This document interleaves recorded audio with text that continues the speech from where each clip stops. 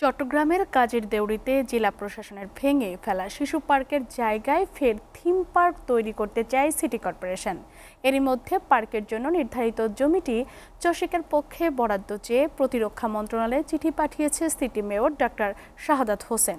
জায়গা বরাদ্দ পেলে নগরবাসীর বিনোদনের অন্যতম কেন্দ্রবিন্দুতে পরিণত করার কথা জানান সিটি মেয়র।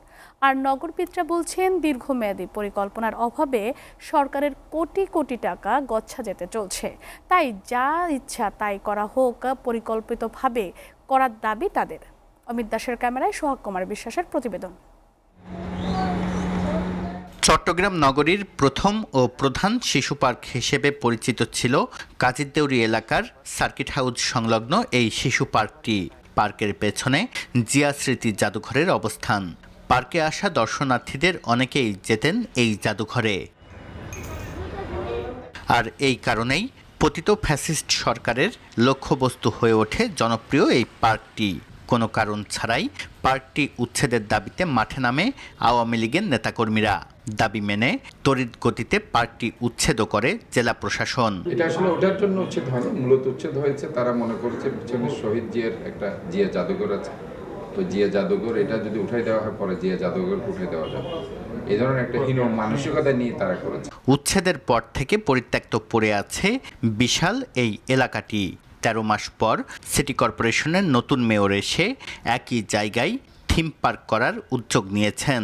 অলরেডি আপনি দেখেছেন সার্কিট হাউসের এই মাঠটা একটা প্রতিরক্ষা মন্ত্রণালয় আমরা চিঠি দিয়েছি প্রতিরক্ষা মন্ত্রণালয়, এবং এই ব্যাপারে আমরা চাই যে এই মাঠটা যদি আমরা পাই, আমরা সেখানে আগে যে বাচ্চাদের জন্য একটা শিশু পার্ক ছিল সে ধরনের একটা শিশু পার্ক করা হবে এবং সেটা সবার জন্য উন্মুক্ত করা হবে, এই টাইপের হচ্ছে।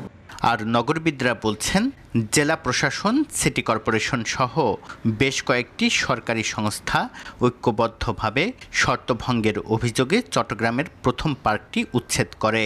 1 বছরের মাথায় ফের নতুন করে পার্ক তৈরির বিষয়টি সরকারি প্রতিষ্ঠানগুলোর মধ্যে সমন্বয়হীনতা ও অদূরদর্শিতায় ফুটে ওঠে।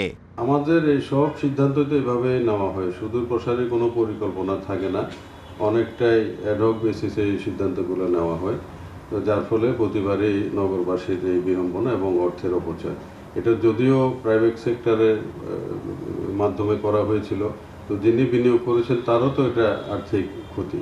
কাজীরদেউরি ছাড়াও বহদ্দারহাট, জিয়া স্মৃতি পার্ক সহ চট্টগ্রামের বেশ কয়েকটি পার্ককে ঢেলে সাজানোর পরিকল্পনা আছে সিটি কর্পোরেশনের। সোহাগ কুমার বিশ্বাস, এসএ টিভি, চট্টগ্রাম।